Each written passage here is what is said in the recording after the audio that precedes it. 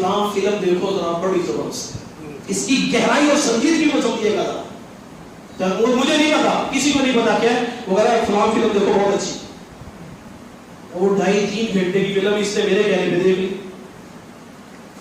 اس نے پھر آگے کسی کو کہہ دی، اس نے پھر آگے کسی کو کہہ دیا، پھر اس نے کسی کو کہہ دیا، پھر اس نے کسی کو کہہ دیا، پھر اس نے کسی کو کہہ دیا، چلتا چلتا سلسلہ، جب تک یہ سلسلہ رک نہیں جاتا اس برائی، ساروں کی برائی کا وبال میرے اوپر ہوگا، اس لیے کہ میں نے اس برائی کا راستہ چھوڑا ہے، میں نے اس برائی کو فروغ دیا ہے۔ اسی لیے میری شادی کی باری اپنا ہی واقعہ سناتے تھے، میں نے اپنی شادی کا دن ہفتے کا دن رکھا، بارات شہر سے باہر جا رہی تھی، مجھے کہتے ہیں یہ تو کسی نے دن نہیں رکھا، میں نے کہا ایک وجہ سے دن رکھا، ظاہر بات اس معاشرے کا حصہ ہے۔ میں نے کہا دیکھیے اگر ہم جمعے والے دن کسی کو بلاتے ہیں، خدا نخواستہ کوئی آدمی جمعے میں کوتاہی کرتا نہیں پڑتا، اور وہ اپنی وجہ سے نہیں پڑتا، تو اس کا وبال، اس کا گناہ اسی کے کھاتے میں ہے۔ لیکن جب ہم کسی کو بلائیں گے کہ جی آئیے گا، جی شادی ہے، اور وہ آ جائے گا، پھر سفر بھی کرنا ہے، پھر اگر ہمارے ساتھ وہ چلا، اس نے جمعہ ادا نہیں کیا، اپنی وجہ سے نہیں کیا، لیکن بلایا تو ہم نے، اس کے گناہ جمعہ چھوڑنے کا وبال ہمارے سر پہ ہوگا، تو ہم تو اپنے نہیں بھول سکتے، ہم کسی کے سر پہ کیوں لیں گے؟ الحمدللہ ثم الحمدللہ، میں نے اسی اپنے وہ شیروانی کے ساتھ ہال کے اندر ظہر کی نماز ایسے مصلی بچایا، پہلے کال کر دی صفے بچا دیں، نماز وہاں پڑھیں گے، اور یقین جانے آپ یقین جان سارے مسلمان ہیں، مسلمانوں کا دیش ہے، کافر نہیں ہے ہم، ایسا نہیں ہے کہ میرے چہرے پہ داڑھی سر پہ امام ہے تو میں کسی امام کی معراج پہ ہوں، یہ اللہ کے ساتھ ہر بندے کا معاملہ ہے۔ دوسری برات بھی وہاں پر تھی، جتنی صفیں بچائی گئی تھی 60-70-100 بندوں کا انتظام تھا، اس سے بھی بڑھ کر جتنے لوگ وہاں پر موجود ہیں وہ سارے جماعت میں شریک ہو گئے۔ ہمت تو ہم نے کرنی ہے، اچھائی کا یہ راستہ تو ہم نے دینا ہے۔ آج کے اس خطبہ جمعہ میں امر بالمعروف اور نہی عن المنکر کے حوالے سے چند گزارشات آپ حضرات کی خدمت میں عرض کرنی ہے۔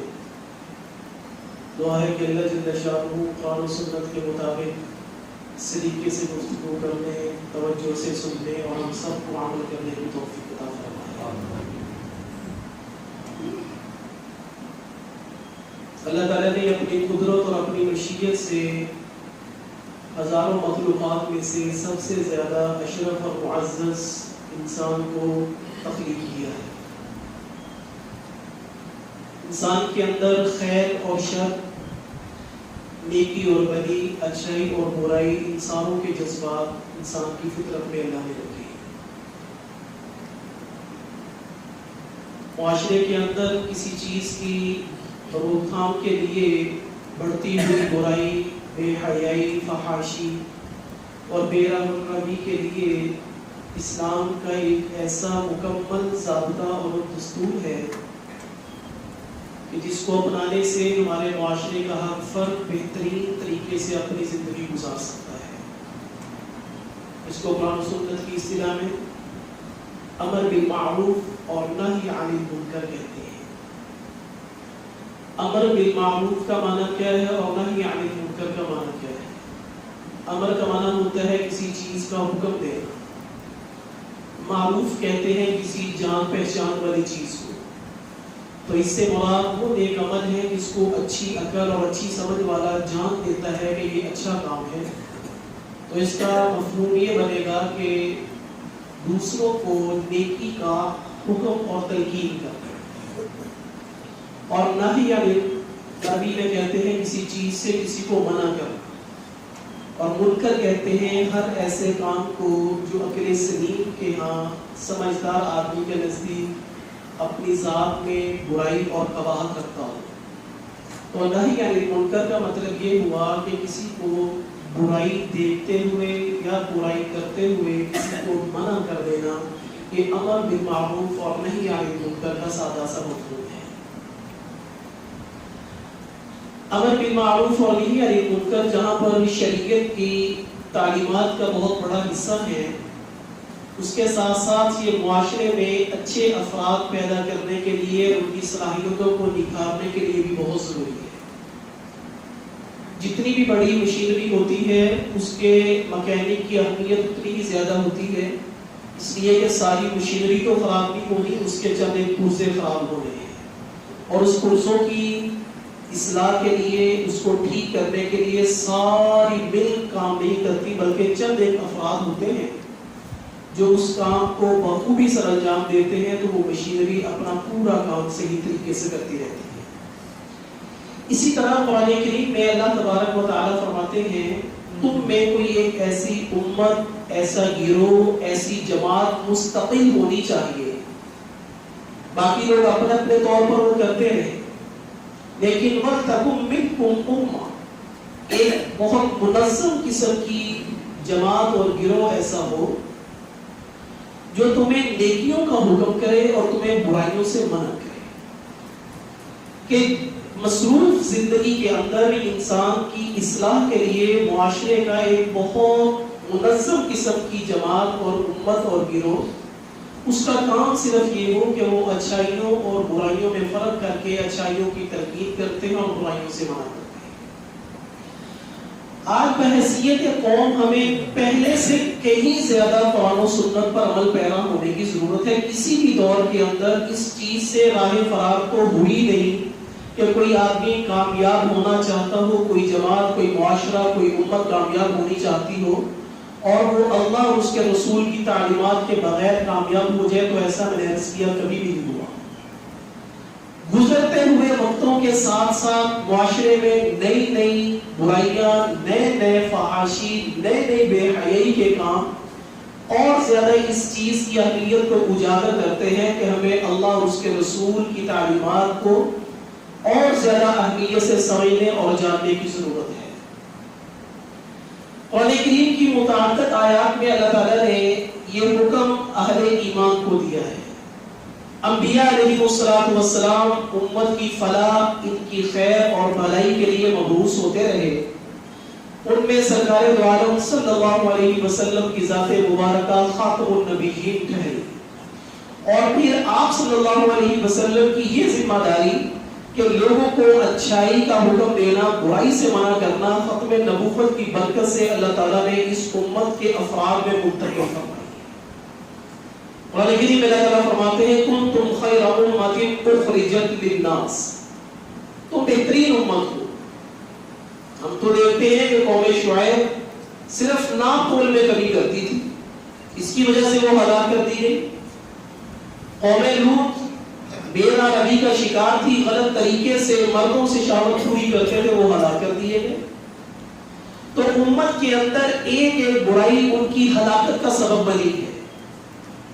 یہ برائیاں آج ہمارے فرد نہیں بلکہ افراد کے اندر پائی جاتی ہیں، الا ماشاء اللہ۔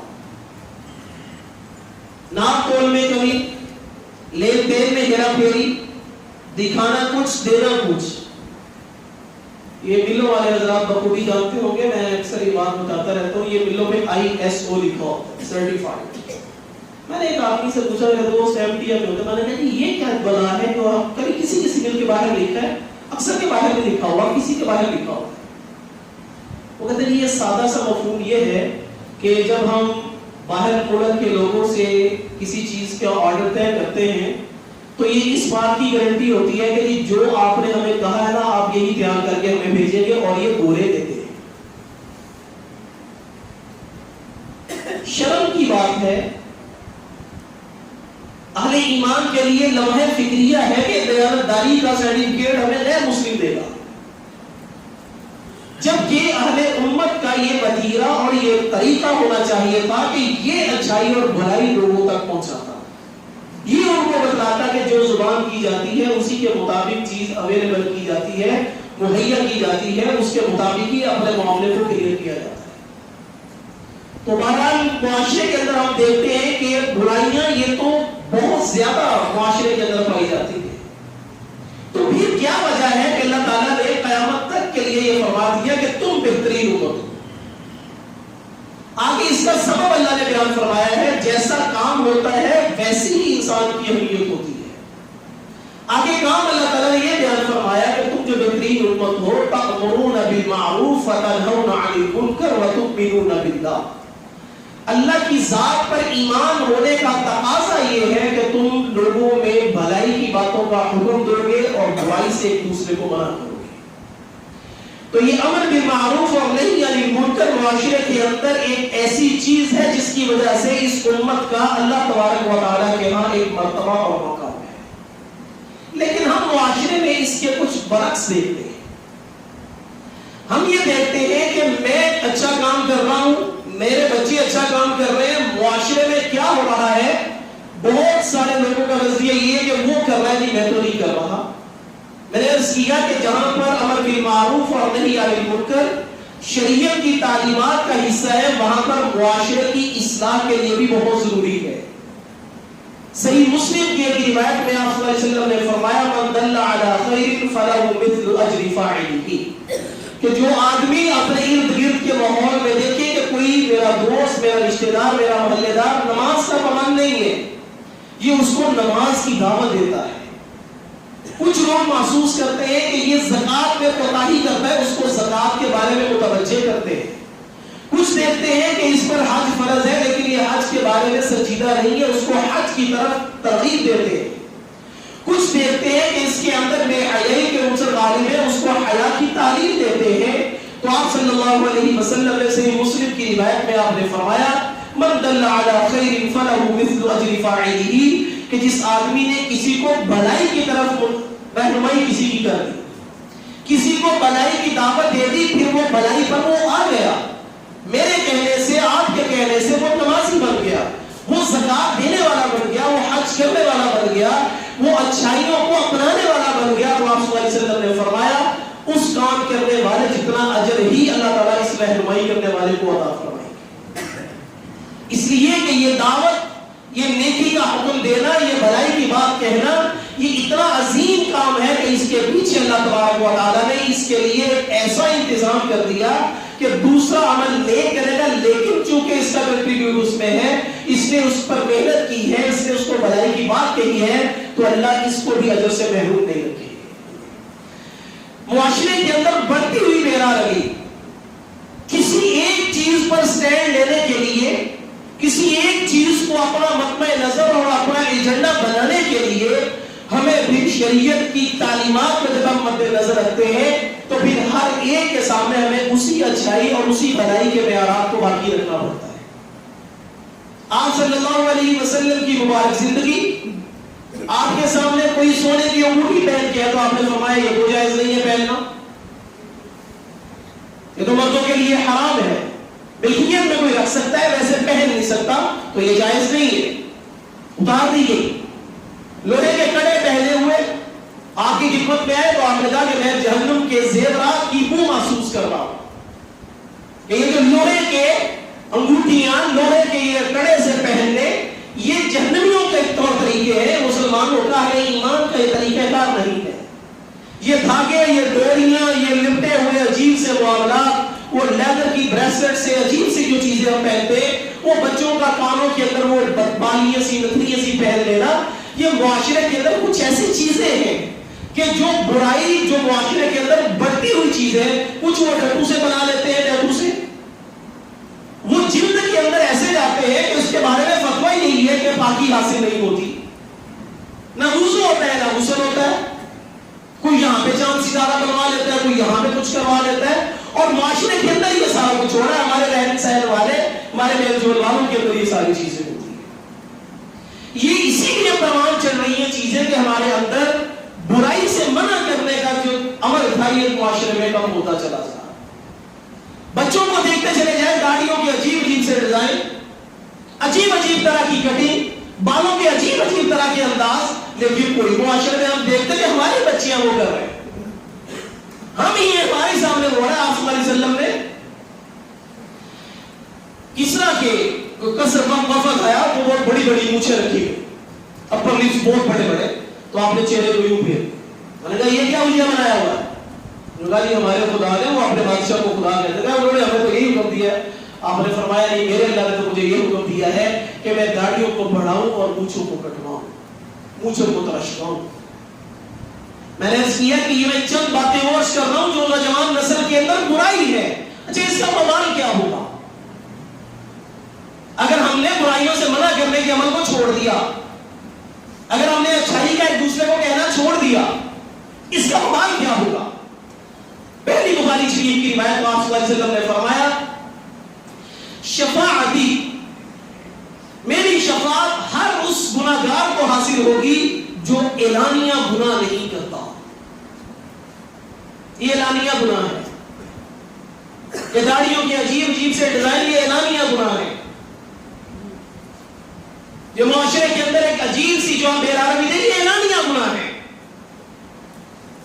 لباس کے عجیب عجیب سے عورتوں کے انداز, یہ اعلانیہ گناہ ہے. میں اعلانیہ گناہ کرنے والوں کو میری سفارش حاصل نہیں ہوگی, میری شفاعت ان کو نہیں ملے گی. دوسری چیز, امت کا ایک بہت بڑا طبقہ ہر وقت امت کی بھلائی اور خیر کے اندر اللہ نے ان کے دل چڑیوں کے دل جیسے بنائے, جو امت کی بے عربی کو, امت کے گناہوں کو اپنے گناہ سمجھ کر اللہ کے سامنے راتوں رات اللہ کے سامنے سجدہ ریز اور گریہ زاری کرتے ہیں. تو آپ صلی اللہ علیہ وسلم نے فرمایا جب تمہارے اندر برائی بڑھ جائے گی, پھر تم کو اللہ تعالیٰ عذاب میں مبتلا کریں گے, عذاب میں مبتلا ہونے کا پھر سزا یہ نکلے گا کہ تم دعائیں مانگو گے, تمہاری دعائیں قبول نہیں ہوگی. سبب کیا ہوگا کہ امر بالمعروف اور نہی عن المنکر چھوڑ دیا. جبریل امین کو آپ صلی اللہ علیہ وسلم نے فرمایا, اللہ تعالیٰ نے حکم دیا کہ جبریل فلاں بستی کو اس کے رہنے والوں کے سمیت الٹ دو اس کے اوپر. اللہ تو سارا کچھ جانتے. جبریل نے عرض کیا اے باری تعالیٰ, اس کے اندر ایک ایسا آدمی ہے جس نے لمحہ بھر کے لیے بھی تیری نافرمانی نہیں کی. آپ صلی اللہ علیہ وسلم نے فرمایا کہ اللہ نے حکم دیا کہ جبریل اس آدمی سمیت سارے لوگوں کو اس بستی کے ساتھ پلٹ دو. اس آدمی کا قصور یہ ہے, اس کی خامی, اس کی کوتاہی یہ ہے کہ یہ اپنی نیکیوں میں لگا رہ کر جب کسی کو یہ گناہ کرتے ہوئے دیکھتا تو کبھی اس کا چہرہ متغیر نہیں ہوا, اس کے چہرے پر کبھی ناگواری تک نہیں آئی کہ امت گناہ کر رہی ہے, میں دیکھ رہا ہوں کہ فلاں گناہ کر رہا ہے. اس نے اس کو منع تک نہیں کیا, اس کے چہرے پہ کبھی اس کے اثرات ظاہر نہیں ہوئے کہ یہ اس کو ناپسند کر رہا ہے, اس کو الٹو اس کے ساتھ ہی اس کو الٹ دو کہ یہ اپنی نیکیوں کے ساتھ ہی تباہ ہوگا کہ یہ امر بالمعروف اور نہی عن المنکر نہیں کر رہا تھا, برائی سے لوگوں کو منع نہیں کر رہا تھا. آج ہم کس سطح پر ہیں؟ ابن ماجہ کی یہ روایت, یہ ساری باتیں اپنانے کی ہیں. بعض باتیں علم میں اضافے کی ہوتی ہیں, بعض باتیں ذوق کو بڑھانے کی ہوتی ہیں, لیکن آج کی یہ ساری باتیں ہم میں سے میرے سمیت ہر ایک کو عملی طور پر اپنانے کی. آپ صلی اللہ علیہ وسلم نے فرمایا ان هذا الخير خزائن, یہ نیکیاں ایک خزانوں کی مانند ہے اور خزانوں کی کچھ چابیاں ہیں. مبارک ہو, خوشخبری ہے اس آدمی کے لیے جس کو اللہ تبارک و تعالی نے خیر کے لیے چابی بنا دیا. چابی سے دروازہ کھلے گا تو اندر جائیں گے. تو اس نے معاشرے کے اندر خیر کی چابی استعمال کی, بھلائی کا, نیکی کا, اچھائی کا ایک ایسا راستہ اس نے تلاش کیا جو شریعت کی حدود کے بھی اندر تھا, اور اس نے لوگوں کو اس خیر کی طرف متوجہ کر دیا. اس آدمی کو قیامت کے دن کے لیے ابھی آپ صلی اللہ علیہ وسلم نے فرمایا ہوگا, اور اس کے برعکس آپ نے فرمایا ہلاکت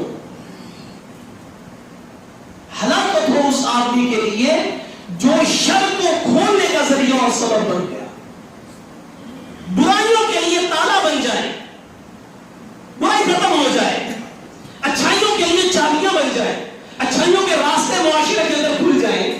ہم میں سے ہر ایک آدمی اتنا سمجھدار اور اتنا باذوق تو ضرور ہے کہ وہ بہترین قسم کی چیز اپنے لیے پسند کرتا ہے. کیٹیگریز میں لے کر آئے, first class, second class, third class. Third class کی چیز پسند نہیں, کہہ کر آپ دیکھیں یہ تیسرے نمبر پر ہے. بچے نہ پڑھ کے بھی فرسٹ آنا چاہتے ہیں, اللہ نے جذبہ رکھا ہے, فطرتی عمل رکھا ہے, لیکن معاشرے کے اندر ہم میں سے ہر ایک آدمی یہ سوچے کہ میرا ایمان فرسٹ کلاس میں ہے, سیکنڈ کلاس میں ہے یا تھرڈ کلاس میں. تھرڈ کلاس کے بعد تو میرا آپ نے فرمایا اس تھرڈ کے بعد تو ایمان کا کوئی ذرہ بھی باقی نہیں رہتا. مسلم شریف کی روایت آپ صلی اللہ علیہ وسلم نے فرمایا من رأى منکم منکرا, تمہارے سامنے جب کبھی کوئی برائی ہو رہی ہو, پھر تین طرح کے لوگ سامنے آتے ہیں. فَلْيُغَيِّرْهُ بِيَدِهِ, فرسٹ کلاس میں ایمان ان کا ہے جو اپنے اختیار سے اپنے ہاتھ سے اس برائی کو روک دیتے ہیں. یہ ہاتھ سے روکنا, یہ اختیار سے روکنا سب سے پہلے اپنی ذات پر, پھر اپنے گھر پر, پھر اس کے بعد اپنے ماتحتوں پر. جب تک وہ آپ کے ماتحت ہیں 6 گھنٹے 8 گھنٹے 12 گھنٹے جب تک بھی ہاتھ سے آپ ان کو منع کر سکتے ہیں, کوئی فساد کوئی شر نہیں ہوگا. من رأى منكم منکرا فلیغیرہ بیدہ, پہلے درجے کا ایمان کہ برائی کو دیکھتے ہوئے پھر اپنے ہاتھ اور اپنے اختیار سے آپ بھی روک دے. ہم میں سے ہر ایک آدمی دیکھے کہ میرا ایمان فرسٹ کلاس میں ہے. دوسرا, فَإِن لَمْ يَسْتَطِعْ فَبِلِسَانِ, دوسرا درجہ کہ اگر اپنے ہاتھ اور اپنے اختیار سے یہ اس برائی کو بند نہیں کروا سکتا تو پھر اپنی زبان سے کہے کہ یہ کام غلط ہے جو تم کر رہے ہو. یہ دوسرے درجے کا ایمان ہے. فَإِن لَمْ يَسْتَطِعْ فَبِقَلْبِهِ, تیسرے درجے کا ایمان کہ نہ ہاتھ سے منع کرے نہ زبان سے اس کی برائی کرے, دل ہی دل میں پھر اس کو برا سمجھے کہ یہ برا ہو رہا ہے. وَذَلِكَ أَضْعَفُ الْإِيمَانِ, آپ نے فرمایا یہ دل کے اندر برا سمجھنے کا تیسرا درجہ ایمان کا سب سے کمزور درجہ ہے. اس کے بعد ایمان کا کمزور درجہ اور کوئی نہیں. اب اندر دیکھیں معاشرے کے اندر پھیلتی ہوئی برائیاں, معاشرے کے اندر اور ہمارے گھروں کے اندر بڑھتے ہوئی بے راہیاں, کہ ہمارا ایمان کس درجے کا ہے. پہلا درجہ ہاتھ سے روکنے کا, کیا میں اپنے بچوں کو برائی سے ہاتھ سے منع کرتا ہوں. مارنا اور لٹ لے کے پیچھے ہو جانے مطلب نہیں ہے.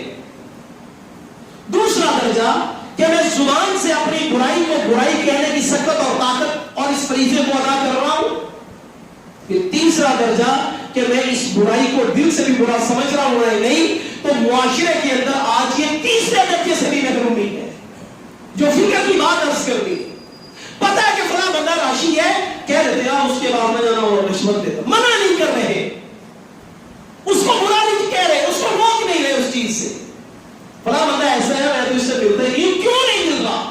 اگر میں اچھا ہو کر برے کو نہیں مل رہا تو میں برائی کو فروغ دے رہا ہوں. مجھے طریقے سے مجھے اچھے انداز سے اس کو برائی سے منع کرنا ہے. اس آپ صلی اللہ علیہ وسلم نے صحیح بخاری کی روایت ہے, آپ نے فرمایا اللہ کی حدود کے اندر خلاف ورزیاں کرنے والوں کی مثال اور سستی کرنے والوں کی مثال, جو دیکھتے ہیں لیکن منع نہیں کرتے ہیں, ان کی مثال ایسے ہے جیسے کوئی 2 منزلہ کشتی ہو. قرآن اندازی کی گئی, کون اوپر بیٹھے گا کون نیچے بیٹھے گا. قرآن اندازی میں افراد ہوتا ہے, یہ دو رہے کچھ اوپر کچھ نیچے. اب نیچے والوں کو پانی لینے کے لیے اوپر جانا پڑتا ہے, تو یہ دیکھتا ہے کہ اوپر والے ڈسٹرب ہوتے ہیں, کبھی وہ سو رہے ہیں کبھی وہ لیٹ رہے ہیں کبھی کوئی کچھ کر رہا ہے, تو میں پانی لینے جاتا ہوں تو ان کو تکلیف ہوتی ہے, وہ ڈسٹرب ہوتے ہیں. تو اس نے کلہاڑی پکڑی اور یہ کشتی کے نیچے کے تختے کو کھیلنے لگا. اوپر والوں نے دیکھ لیا, انہوں نے کہا میں اوپر جاؤں گا نہیں پانی لینے کی, میں تختہ اٹھیرتا ہوں پانی نیچے سے ہی آ جائے گا. تو آپ صلی اللہ علیہ وسلم نے فرمایا جب اوپر والوں نے اس کو دیکھ لیا کہ یہ برائی کر رہا ہے, اگر یہ منع کر دے گا تو خود بھی بچ جائے گا, نیچے والے بھی بچ جائیں گے. لیکن اگر اس برائی کو دیکھتے ہوئے اس نے منع نہ کیا, اوپر والے بھی ہلاک ہوں گے نیچے والے بھی ہلاک ہوں گے. کہ جو غلط کام کر رہا تھا اس کو دیکھنے والے نے اپنی آنکھوں کو بند کر دیا, ساری کشتی ہی ہلاک ہو جائے گی. آج معاشرے کے اندر ہم ہلاکت کی سٹیج پر ہیں, اور یہ میں اکثر کہا کرتا ہوں. ایسے 4 دوست بیٹھے, وہ تو فلاں فلم دیکھو ذرا بڑی زبردست, اس کی گہرائی اور سنجیدگی کو سمجھیے گا. مجھے نہیں پتا, کسی کو نہیں پتا کیا ہے, وہ کہہ رہا ہے فلاں فلم دیکھو بہت اچھی. وہ 2.5-3 گھنٹے کی فلم اس نے میرے کہنے پہ دیکھ لی. اس نے پھر آگے کسی کو کہہ دیا, اس نے پھر آگے کسی کو کہہ دیا, پھر اس نے کسی کو کہہ دیا, پھر اس نے کسی کو کہہ دیا, پھر اس نے کسی کو کہہ دیا. چلتا چلتا سلسلہ, جب تک یہ سلسلہ رک نہیں جاتا, اس برائی ساروں کی برائی کا وبال میرے اوپر ہوگا, اس لیے کہ میں نے اس برائی کا راستہ توڑا ہے, میں نے اس برائی کو فروغ دیا ہے. اسی لیے میری شادی کی باری اپنا ہی واقعہ سناتے تھے. میں نے اپنی شادی کا دن ہفتے کا دن رکھا, بارات شہر سے باہر جا رہی تھی، مجھے کہتے ہیں یہ تو کسی نے دن نہیں رکھا. میں نے کہا ایک وجہ سے دن رکھا. ظاہر بات اسی معاشرے کا حصہ ہے. میں نے کہا دیکھیے اگر ہم جمعے والے دن کسی کو بلاتے ہیں، خدا نخواستہ کوئی آدمی جمعے میں کوتاہی کرتا نہیں پڑتا، اور وہ اپنی وجہ سے نہیں پڑتا، تو اس کا وبال، اس کا گناہ وہ اسی کے کھاتے میں ہے. لیکن جب ہم کسی کو بلائیں گے کہ جی آئیے گا، جی شادی ہے، اور وہ آ جائے گا، پھر سفر بھی کرنا ہے، پھر اگر ہمارے ساتھ وہ چلا، اس نے جمعہ ادا نہیں کیا، اپنی وجہ سے نہیں کیا، لیکن بلایا تو ہم نے، اس کے گناہ جمعہ چھوڑنے کا وبال ہمارے سر پہ ہوگا، تو ہم تو اپنے نہیں بھول سکتے، ہم کسی کا سر پہ کیوں لیں گے. الحمدللہ ثم الحمدللہ میں نے اسی اپنے شیروانی کے ساتھ ہال کے اندر ظہر کی نماز ایسے مصلی بچھایا، پہلے کال کر دی صفے بچھا دیں نماز وہاں پڑھیں گے. اور یقین جانے، آپ یقین جان، سارے مسلمان ہیں، مسلمانوں کا دیش ہے، کافر نہیں ہے ہم. ایسا نہیں ہے کہ میرے چہرے پہ داڑھی، سر پہ امام ہے تو میں کسی امام کی معراج پہ ہوں. یہ اللہ کے ساتھ ہر بندے کا معاملہ ہے. دوسری برات بھی وہاں پر تھی، جتنی صفیں بچھائی گئی تھی 60 70 100 بندوں کا انتظام تھا، اس سے بھی بڑھ کر جتنے لوگ وہاں پر موجود تھے وہ سارے جماعت میں شریک ہو. ہمت تو ہم نے کرنی ہے، اچھائی کے لیے راستہ تو ہم نے دینا ہے. اسی طرح اگر ہم، میں اکثر شادی حالوں پہ کہتا ہوں ڈیک شیک کو بازو رہنے دیا کریں. اتنے سارے لوگ کبھی اکٹھے ہوتے، رشتہ دار بھی کبھی پورے، اس دن بھی پورے نہیں ہوتے، کوئی نہ کوئی آگے پیچھے چلا ہی جاتا ہے. بیٹھو ان کو آپس میں گپ شپ کر لیں، ان کو آپس میں رہنے تو وہ اپنا ڈھونگ ڈھانگ رچا گیا، پیسے بھی دیتے ہیں، گناہ بھی ہو رہا ہے، ہوگا اسی کو جس نے اس کو ارینج. یہ آنکھیں بند ہو جانی ہے. غالباً صدیق اکبر رضی اللہ تعالیٰ کا یہ مقولہ ہے، ہلاکت ہے اس آدمی کے لیے جو خود مر جائے لیکن اس کا گناہ کبھی فوت نہ ہو. کسی کو برائی سکھا گیا، جس کو آج ہم کہتے ہیں فلاں بڑا ماسٹر قسم کا ہوتا ہے، فلاں بڑا چلاک اور ہوشیار قسم کا، برائی کسی کو سکھا دی. اب یہ اللہ نے اس کو توفیق دے دی برائی سے توبہ کرنے کی، لیکن جس کو سکھائی وہ آگے سکھا رہا ہے، وہ آگے سکھا رہا ہے، وہ آگے سکھا رہا ہے، تو خود تو یہ مر گیا لیکن اس کی برائی ابھی مرنے کا نام نہیں لے رہی. اس سنجیدگی سے میری اور آپ کی زندگی کا ایک ایک عمل، ٹیکنالوجی کے حوالے سے کہا کرتا ہوں کہ یہ بعض لوگ لگاتے ہیں نا، اسٹیٹس لگاتے ہیں. اسٹیٹس کا مطلب کیا ہوتا ہے؟ میرا معیار. میرا معیار کیا ہے؟ میرا معیار یہ ڈھول بازا ہے جو آگے میرے اسٹیٹس میں لگا، بس. پڑھے لکھے آدمی کا یہ معیار ہے. میرا اسٹیٹس دیکھ لو یہ ہے، وہ کارٹون شارٹون لگا کے تو وہ سارے اسٹیٹس لگائے ہوئے، یہ معیار ہے ایک آدمی کا. یہ اسٹیٹس ہے اس بندے کا، اس پڑھے لکھے ہونے کا، اس مسلم معاشرے کا. اسٹیٹس نامی اسٹیٹس ہے تو دکھاؤ اپنا اسٹیٹس کیا ہے. وہ اسٹیٹس دکھا رہا ہے اپنا کہ یہ میرا اسٹیٹس. اپنی زندگی کو یوں سمجھیے، حضرت علی رضی اللہ تعالیٰ فرماتے ہیں ابھی حقیقت میں یہ آنکھیں بند ہیں لیکن دیکھنے میں یہ آنکھیں دیکھ رہی ہیں، اور جب یہ آنکھیں دیکھنے میں بند ہو جائیں گی پھر حقیقت میں یہ کھل جائیں گی، پھر یہ دیکھ لیں گی اپنی اچھائی اور برائی کے نتیجے، اس کے انجام کو. ایک ایک میری اور آپ کی زندگی کا عمل ایسے لکھنے والے ہیں. اللہ تعالیٰ فرماتے ہیں کرامن کاتبین یعلمون ما تفعلون. اقرأ کتابک کفی بنفسک اليوم علیک حسیبا لا يعزب مثقال ذرة في السماوات ولا في الأرض ولا أصغر من ذلك ولا أكبر إلا في كتاب مبين. ایک ایک چیز ایسے محفوظ ہو رہی ہے، ما يلفظ من قول إلا لديه رقيب عتيد.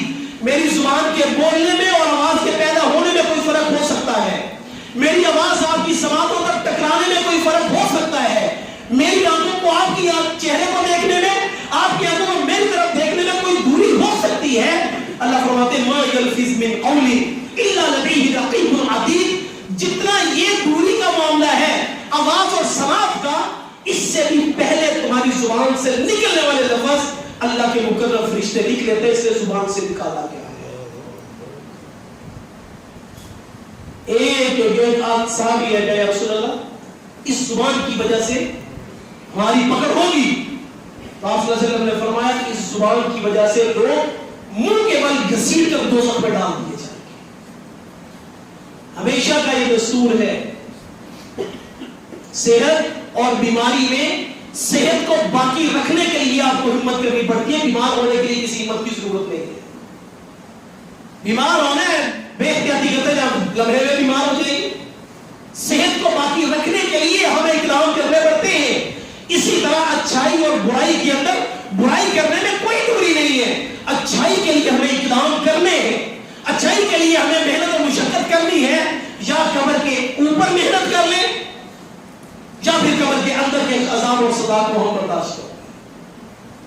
تو اوپر کی زندگی ملی ہی اس لیے معاشرے کے اندر اپنے بچوں کے اندر یا ایھا الذین آمنوا قوا انفسکم واہلیکم نارا وقودها الناس والحجارہ. اپنے میں سب سے پہلے اپنے آپ کو بچاؤ, واہلیکم پھر اپنے بچوں کو بچاؤ. کہ ایسا ہو سکتا ہے کہ ہم اپنے آنکھوں کے سامنے بچے کو آنکھ میں جلتا دیکھو کہ بچے ہی کر رہا ہے؟ نہیں ہو سکتا. یود المجرم لو یفتدی من عذاب یومئذ ببنیہ وصاحبته واخیہ وفصیلته التي تؤویہ ومن فی الارض جميعا ثم ینجی. دوسری آیت سورہ عبس یوم یفر المرء من اخیہ وامہ وابیہ وصاحبته وبنیہ لکل امرئ منهم یومئذ شأن یغنیہ وجوہ یومئذ مسفرہ ضاحکۃ مستبشرہ ووجوہ یومئذ علیہا غبرہ ترہقها قترہ اولئک هم الکفرۃ الفجرہ. دونوں آیات کا مفہوم قیامت کے دن ایک مجرم آدمی یہ کہے گا اے اللہ میرے بیوی, میرے بچے, میرا کنبہ, میرا قبیلہ, ومن فی الارض جميعا, اور جو کچھ بھی زمین میں سارے کا سارا اٹھا کے دوزخ میں جھونک کر مجھے بچا لے. اللہ فرمائیں گے کلا, ایسا تو نہیں ہوگا. جس نے کیا ہے اسی کو بھگتنا ہے. یفر المرء من اخیہ, ماں باپ ایک دوسرے سے دور, بہن بھائی ایک دوسرے کو دیکھ کر چمیں گے, اولاد ماں باپ کو دیکھ کے راستے بدلے گی. لکل امرئ منهم یومئذ شأن یغنیہ, ہر ایک کو قیامت کے دن ایک خاص ایسی حالت ہوگی جو دوسرے سے بے پرواہ کر دے گی. ان حالات کے لیے زبان سے نکلتا ہوا بول, ہاتھ سے کرتا ہوا ایک ایک عمل اور معاشرے کے اندر رہن سہن کے اندر میرے اور آپ کے پیش نظر یہ سنجیدگیاں رہنی چاہیے. زندگی کے ایک ایک کیے ہوئے عمل کو اور نہیں عن المنکر سے بہتر کوئی اور ہمارے پاس آپشن نہیں ہے کہ معاشرہ اصلاح کی طرف آئے. یہ اللہ اور اس کے رسول نے ہمارے لیے اصلاح کا بہترین پہلو متعین فرمایا ہے. اللہ جل شانہ مجھے اور آپ کو خود نیکیاں کرنے کی, دوسروں کو نیکی کی دعوت دینے کی, خود برائی سے بچنے کی اور دوسروں کے برائیوں سے بچنے کی محنت کی توفیق عطا فرمائے. وآخر دعوانا الحمدللہ رب العالمین.